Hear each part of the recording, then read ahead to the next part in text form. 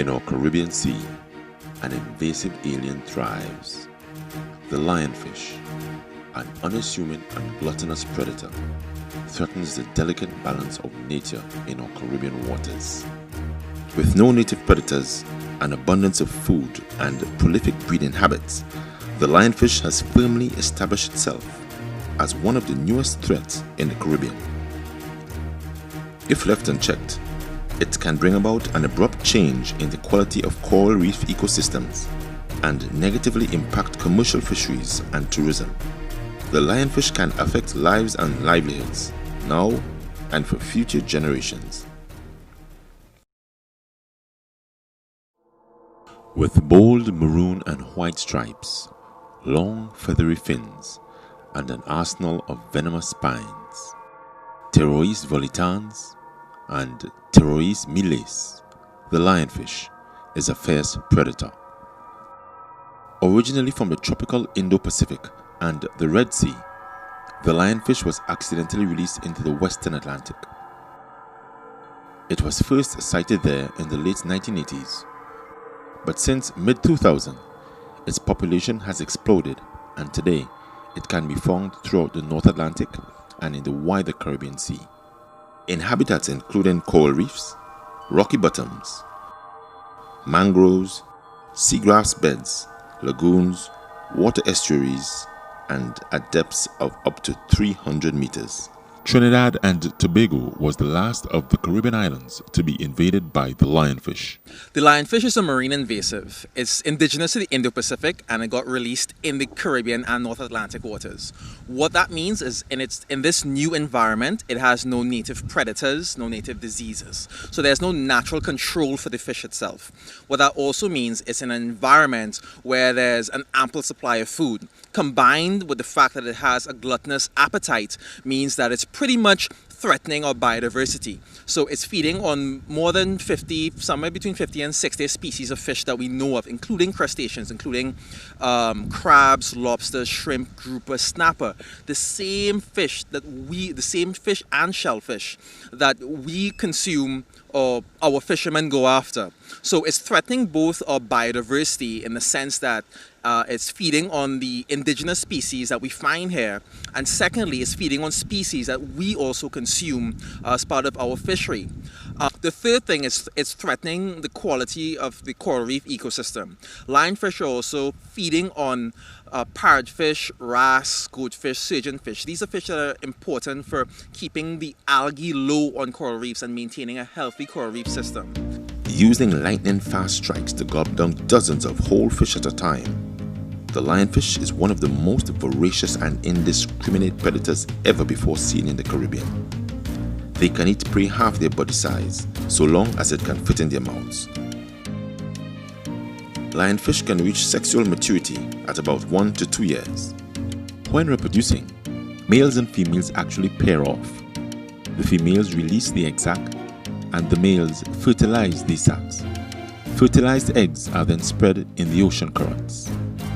After approximately 20 to 40 days of being transported by these currents, the larval fish usually settle onto reef bottoms as juveniles, where they grow and develop into adults. These juveniles usually live in small groups, but as adults, they are typically alone. A fully grown adult can grow to as large as 48 centimeters and weigh approximately 2 kilograms or 3 to 4 pounds. Protecting the lionfish from possible predators is an arsenal of syringe-like spines containing venom found on the dorsal fins at the top, the pelvic fin, and the anal fin at the bottom. When these spines puncture a victim, the venom is released into the wound. It is not fatal, but can result in a painful reaction for any would-be predator. A lionfish sting can cause an intense throbbing, which radiates out from the site of the sting. The full intensity of the sting might be reached after 60 to 90 minutes and lasts for about 6 to 12 hours. If stung by a lionfish, apply first aid as soon as possible. Place the affected area in water as hot as you can stand for up to 30 minutes. Take some painkillers if needed, and then seek medical attention. Since 2010, the Institute of Marine Affairs, the IMA, has been increasing public awareness of the lionfish through newspaper articles, posters at various exhibitions in Trinidad and Tobago, lionfish workshops targeted to divers, fishers and the wider public, and through culling exercises in Tobago.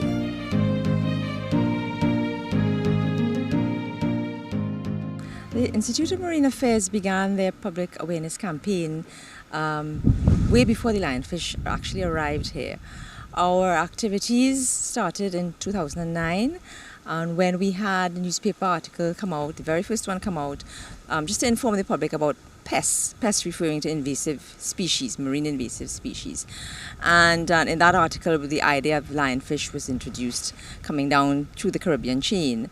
In 2010, the exercise extended a bit more because we realized, of course, through the scientific community, we knew that lionfish was captured in Venezuela in January of 2010.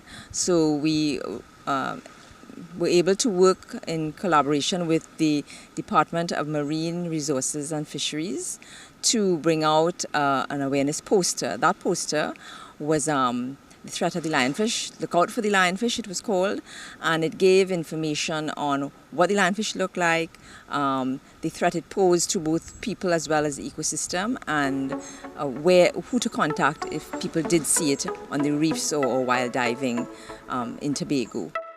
The IMA has worked with the Tobago House of Assembly, the Ministry of Food Production, Fisheries Division, and the Environmental Management Authority on an ad hoc committee to control and manage the lionfish in our waters.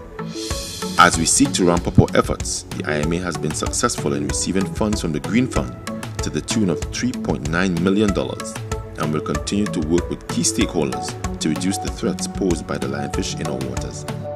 Lionfish are not aggressive towards humans, but threaten the livelihoods of hundreds of people, the future of our reef fisheries, and therefore what fish we get to eat, and the quality of our coral reefs and the livelihoods of many people. The lionfish has invaded our marine ecosystem. We can't fully eradicate it, but what we can do is control it. And how we're controlling it is at two levels. One is through communication. Right? What that means is, as a general recreationalist, if you sight a lionfish, whether you're diving as a fisher or as just a beach goer, right, you contact either the Department of Marine Resources and Fisheries based right here in Tobago, or you call the Institute of Marine Affairs. Right? You can also get more information from either organization as well. Secondly is the active removal of the lionfish. We've trained a lot of people, both in Trinidad and Tobago, how to properly handle the lionfish, remove the spines, and safely capture it without endangering anyone else. So when you report the sighting, we will mobilize a team to come out and remove the lionfish. Or if you yourself are capable of safely removing the lionfish, please remove it and contact someone, and we will take the fish from you so that it does not endanger anyone else. You can help to control the lionfish in our waters. Participate in upcoming lionfish tournaments to reduce the local lionfish populations. Eat lionfish. The white flaky meat is delicious, and there are many delicious recipes available. Adopt safe practices when handling lionfish to prevent injury. Remember, prevention is better than cure, and if not trained to handle lionfish, it is best to look rather than touch. Report lionfish sightings by calling the Department of Marine Resources and Fisheries at 639-4446 in Tobago and the Institute of Marine Affairs in Trinidad at 634-4291-4. Once we work together, we can reduce the lionfish threat in our waters.